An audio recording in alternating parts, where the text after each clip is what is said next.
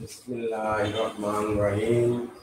প্রিয় শিক্ষার্থীবৃন্দ, তোমরা নিশ্চয়ই মঙ্গল আছো। মহান আল্লাহ রাব্বুল আলামিনের কাছে প্রার্থনা করি আল্লাহ যেন তোমাদেরকে সুস্থ রাখে। আমরা আজ তোমাদের বিকেল বেলায় সপ্তম শ্রেণীর বিজ্ঞান বিষয়ের অনলাইন ক্লাস শুরু করছি। প্রিয় শিক্ষার্থীবৃন্দ, তোমাদেরকে জানাচ্ছি শুভেচ্ছা।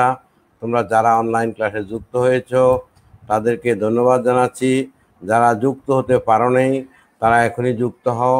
আজকের এই ক্লাসটি অত্যন্ত গুরুত্বপূর্ণ।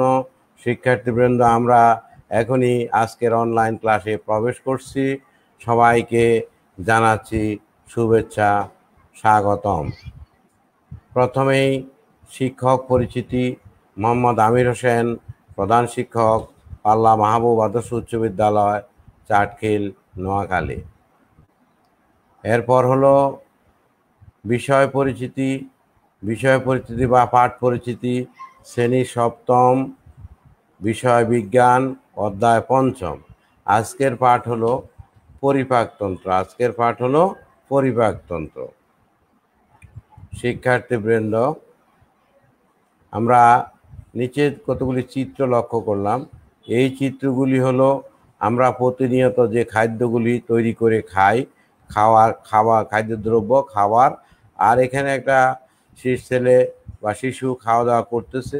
আর এটা হলো আমাদের মানব দেহের খাদ্য গ্রহণ প্রক্রিয়া। খাদ্য গ্রহণের যে প্রক্রিয়া সেটা দেখানো হয়েছিল। এখানে মুখ, এটা মুখগহ্বর, এটা গলবিল, এটা খাদ্যনালী, এটা হলো এখানে সেটা হলো তোমার পরিপাকতন্ত্র। আর এটা হলো যে খাদ্যের যে উচ্ছিষ্ট অংশ আমাদের মলাদার দিয়ে বেরিয়ে যায়, সেই অংশের চিত্র এখানে দেখানো হয়েছে।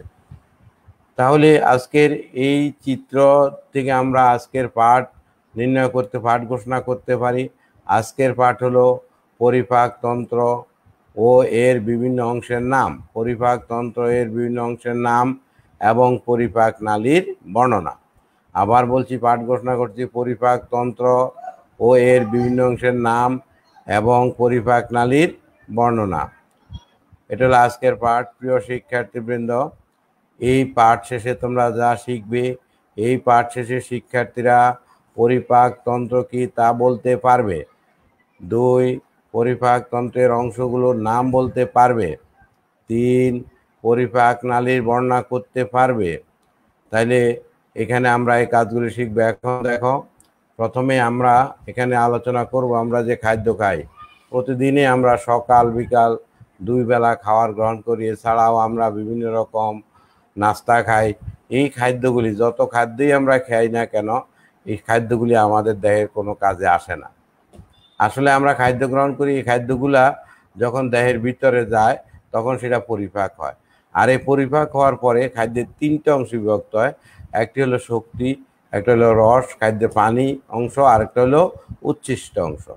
এর মধ্যে আমরা শুধু গ্রহণ করি কি খাদ্যের শক্তি অংশ। তাহলে আমরা প্রথম পরিপাক লিখব। পরিপাক একটি জটিল প্রক্রিয়া।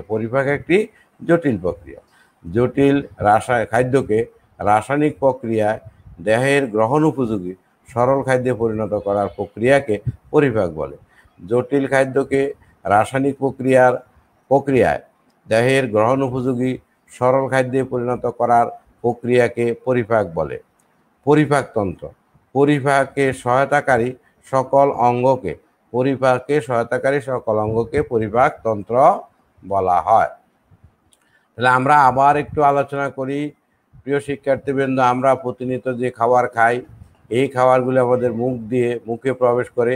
মুখ থেকে লালা গ্রন্থি থেকে এটা পিচ্ছিল হয়ে আমাদের কি হয়, খাদ্যনালীতে যায়। খাদ্যনালী থেকে এরা পরিপাকতন্ত্রে আমাদের পাকস্থলীতে যায়।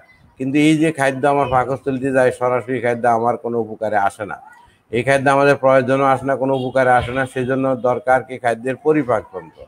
তা আমরা জানি পরিপাক হলো একটা জটিল প্রক্রিয়া। যে প্রক্রিয়া জটিল খাদ্য রাসায়নিক প্রক্রিয়ার মাধ্যমে দেহের গ্রহণ উপযোগী করে সরল খাদ্যে পরিণত করা হয়, সেই প্রক্রিয়াকে বলা হয় পরিপাক।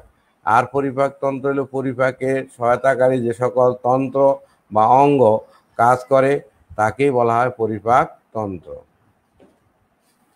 এবার শিক্ষার্থীবৃন্দ, এখানে একটা চিত্র তোমরা দেখতে পাচ্ছ। এটা হলো মানবদেহের পৌষ্টিকতন্ত্র বা পৌষ্টিক নালী। পৌষ্টিকতন্ত্র বা পরিপাকতন্ত্র, পৌষ্টিকতন্ত্রের আরেক নাম পরিপাকতন্ত্র। এখানে মুখগহ্বর, মুখছিদ্ররা তোমরা নিশ্চয়, আমরা যেহেতু মানুষ, মুখছিদ্র থেকে মুখের ভিতরে যে অংশে খাদ্য যে জমা হয় এটা হলো মুখগহ্বর। মুখগহ্বর থেকে নিচের দিকে যে অংশ নামে এটা হলো গলবিল। আর এখানে একটা অন্ত্রনালী আছে, অন্ত্রনালী, এরপরে বা খাদ্যনালী। এরপরে এই পাশে যকৃৎ, এ পাশে আছে পাকস্থলী, অগ্নাশয়, আর হলো ক্ষুদ্রান্ত, বৃহদান্ত, আর হলো মলাধার। তাহলে এটা হলো আমাদের খাদ্য গ্রহণ প্রক্রিয়া। আমরা মুখ থেকে খাই, এই খাদ্যটা মুখে যায়, মুখে গহ্বরে যায়, মুখগহ্বর থেকে সেখানে লালা গ্রন্থিতে মিশে এটা পিচ্ছিল হয় এবং গলবিলের সাহায্যে আস্তে আস্তে কী করে, খাদ্যনালী দিয়ে পাকস্থলীতে প্রবেশ করে। পাকস্থলীতে গিয়ে এরা পরবর্তী কার্যক্রম। এখন আমরা দেখাবো যে এই পরিপাকতন্ত্র মধ্যে দুইটা ভাগ, একটা হলো পরিপাক নালী, আরেকগুলো হলো সহায়তাকারী অঙ্গ। পরিপাকতন্ত্র দুইটা ভাগে আমরা ভাগ করব, একটা হলো পরিপাক নালী, আরেকটা হলো সহায়তাকারী অঙ্গ। পরিপাক নালীর মধ্যে আছে মুখগহ্বর, মুখের ভিতরের অংশ, গলবিল, এটা হলো মুখের পরে অর্থাৎ গলার উপরের অংশ। অন্ননালী, যে নালী দিয়ে খাদ্য পাকস্থলীতে যায়, পাকস্থলী যেখানে খাদ্য জমা থাকে। ক্ষুদ্রান্ত হলো পরিপাকতন্ত্রের সবচেয়ে বৃহৎ অঙ্গের নাম ক্ষুদ্রান্ত, আর এটা হলো ক্ষুদ্রান্তের পরের অংশটা হলো বৃহদান্ত। আর পায়ুপথ হলো যেখান দিয়ে খাদ্যের উচ্ছিষ্ট অংশ বেরিয়ে যায়। এবার সহায়তাকারী হলো লালা গ্রন্থি, যেটা খাদ্যকে পিচ্ছিল করে। অগ্নাশয় থেকে রস নিঃসৃত হয়, যা খাদ্যকে কি করতে হয়, পরিপাক করতে সাহায্য করে। আর এটা হলো যকৃৎ। তাহলে শিক্ষার্থীবৃন্দ, পরিপাকতন্ত্রকে আমরা দুইটা অংশে ভাগ করলাম। পরিপাক নালী আছে মুখগহ্বর, গলবিল, অন্ননালী, পাকস্থলী, ক্ষুদ্রান্ত, বৃহদান্ত, পায়ু। আর সহায়তাকারী অঙ্গসমূহ আছে লালা গ্রন্থি, অগ্নাশয়, যকৃৎ। এখন তোমরা খাতা হাতে নাও, নিয়ে পরিপাকতন্ত্রের অঙ্গগুলোর নাম দ্রুত লিখে নাও। পরিপাকতন্ত্রের অঙ্গগুলোর নাম দ্রুত লিখে নাও। আমরা পরবর্তী পাঠের দিকে ধাবিত হই। মুখগহ্বর, ছিদ্রের পরে, মুখছিদ্র, যেমন আমার মুখ, এটা মুখের ছিদ্রের পরে ভিতরের যে অবস্থান, এটা হলো মুখগহ্বর। এতে তিন জোড়া লালা গ্রন্থি থাকে। কয় জোড়া? 3 জোড়া লালা গ্রন্থি থাকে। সেগুলো থেকে নিঃসৃত এনজাইম খাবার হজমে সাহায্য করে। মুখছিদ্রের পরেই এর অবস্থান। এতে 3 জোড়া লালা গ্রন্থি আছে, সেগুলো থেকে নিঃসৃত এনজাইম খাবারের হজমে সাহায্য করে। এখন আমরা 3 জোড়ার নাম দেখব। এটা একটা লালা গ্রন্থি, এটার নাম হলো প্যারোটিড গ্রন্থি। এটা একটা লালা গ্রন্থি, এটার নাম হলো প্যারোটিড গ্রন্থি। এটা হলো সাব লিগুনাল গ্রন্থি, এটা হলো সাব ম্যান্ডিবুলার গ্রন্থি। তাহলে এই 3 রকম লালা গ্রন্থি কি করে, আমরা যে খাদ্য মুখ দিয়ে এখান দিয়ে প্রবেশ করি, ভিতরে যে অংশ থাকে মুখের, এটা হলো মুখগহ্বর। মুখগহ্বরের ভিতরে এই লালা গ্রন্থিগুলি খাদ্যকে কি করে, পিচ্ছিল করে। তাহলে এখানে চিত্র থেকে তোমরা বুঝতে পারছো, মুখগহ্বর, এই তো মুখের পরে এই মুখগহ্বর, ভিতরের অংশকে গহ্বর, এতে 3 জোড়া লালা গ্রন্থি আছে। এই এক জোড়া, এটা হলো কি প্যারোটিড গ্রন্থি। তারপর সাব লিগুনাল গ্রন্থি, সাব ম্যান্ডিবুলার গ্রন্থি। সাব ম্যান্ডিবুলার গ্রন্থি, এই গ্রন্থির সাহায্যে কি হয়, খাদ্যগুলোকে নরম ও পিচ্ছিল করা হয়। গলবিল হলো খাদ্যবস্তু গলবিলের মাধ্যমে অন্ননালীতে যায়। এই খাদ্যবস্তু এখান থেকে গলবিলের মাধ্যমে অন্ননালী, যেদিকে নালী আছে আমরা দেখাইছি প্রথমে চিত্রটা, অন্ননালীতে আসে। তবে এখানে খাদ্য কিন্তু পরিপাক হয় না। এখন আমরা, এটা হলো অন্ননালী, এটা পাকস্থলী, আর এটা হলো ক্ষুদ্রান্ত, বড় অংশটার নাম হলো ক্ষুদ্রান্ত। এখন আমরা এগুলি নিয়ে আলোচনা করব। অন্ননালী, খাদ্যবস্তু যখন তুমি মুখগহ্বরে প্রবেশ করবে, সেখানে যে তোমার লালা গ্রন্থির সাথে মিশে খাদ্য পিচ্ছিল হয়ে এটা কি হবে, গলবিল থেকে এই নালীর ভিতর দিয়ে নিচের দিকে চলে আসবে, অর্থাৎ পাকস্থলিতে আসবে। এই খাদ্যনালী পাকস্থলিতে এসে পুষবে। আর পাকস্থলী এটা হলো একটা থলে আকৃতির, এটা হলো পাকস্থলী। এর প্রাচীর বেশ পুরু এবং পেশিবহুল, এটা বেশ পুরু এবং পেশিবহুল। এটা অনেকটা স্থিতিস্থাপক খাদ্য এখানে জমা থাকে, তবে এখানে গ্যাস্ট্রিক গ্রন্থি নামে এক প্রকার গ্রন্থি আছে, যা থেকে রস নিঃসৃত হয়। এই রস নিঃসৃত হয়ে গ্যাস্ট্রিক রস কী করে, মানুষের খাদ্যকে পরিপাক করতে সাহায্য করে। তাহলে অন্ন নালী হলো যে নালীর মধ্যে দিয়ে খাদ্য গলবিল থেকে পাকস্থলীতে যাবে, অন্ন নালী। পাকস্থলীর এটার আকৃতি হলো থলে আকৃতি। এটা বেশ পরু এবং পেশিবহুল, স্থিতিস্থাপক। এখানে খাদ্য জমা থাকে ও গ্যাস্ট্রিক গ্রন্থি থেকে নিঃসৃত রস খাদ্যকে কি করে, পরিপাকে সাহায্য করে।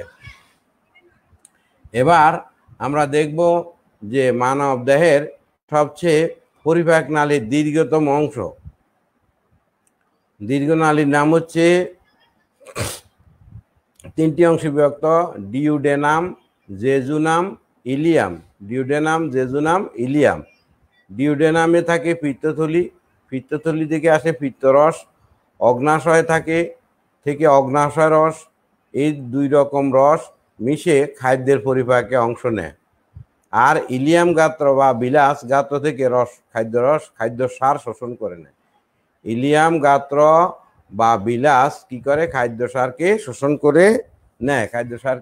করে নেয়। পরিপাক নালীর দীর্ঘ অংশ তিন ভাগে বিভক্ত: ডিউডেনাম, পিত্তথলি থেকে পিত্তরস ও অগ্নাশয় থেকে অগ্নাশয় রস এখানে খাদ্যের সাথে মিশে পরিপাকে অংশ নেয়। ইলিয়াম গাত্র বা বিলাস গাত্র খাদ্যরস শোষণ করে। এরপরে বৃহদান্ত, এখানেও তিন ভাগে ভাগ করা হয়েছে: সিকাম, কোলন, মলাশয়। ইলিয়ামের পর থেকে পায়ুপথ পর্যন্ত এই অংশকে বৃহদান্ত বলা হয়। মলাশয়ে খাদ্যের অপ্রয়োজনীয় অংশ, অপ্রাচ্য অংশ মলরূপে জমা থাকে। তাইলে অপ্রাচ্য অংশ মলরূপে জমা থাকে, আর পায়ুপথে এই মলগুলি বেরিয়ে যায়। শিক্ষার্থীবৃন্দ, আমরা এতক্ষণ যে আলোচনা করেছি, এই আলোচনার উপর ভিত্তি করে তোমরা এই প্রশ্নটি, পরিপাক নালীর দীর্ঘ অংশের নাম ও বর্ণনা, এটা লিখবে এবং পড়ে নিবে। এখন আসো, আজকের পাঠ থেকে আমরা যা শিখলাম, পরিপাকে সহায়তাকারী অঙ্গ বা জারক নিঃসরণকারী গ্রন্থির নামগুলি কি কি লিখবা, থলে আকৃতির অঙ্গগুলির বর্ণনা দিবা। থলে আকৃতির এটা হলো পাকস্থলী বর্ণনা দিবা। পাকস্থলী কি বলা হয়েছে, পরু এবং স্থিতিস্থাপক এবং অনেক পেশিবহুল। তারপরে খাদ্য অপ্রয়োজনীয় অংশ কোথায় জমা থাকে, এটা হলো অপ্রয়োজ্য অংশ কোথায় জমা থাকে এবং কোথায় যায়, এটা তোমাদেরকে আমরা আলোচনা করেছিলাম। এখন তোমাদের আজকের এই পাঠ অনুসরণ করে এবং পাঠ্য বই বাড়িতে পড়ে এই বাড়ির কাজটা তোমরা করবে।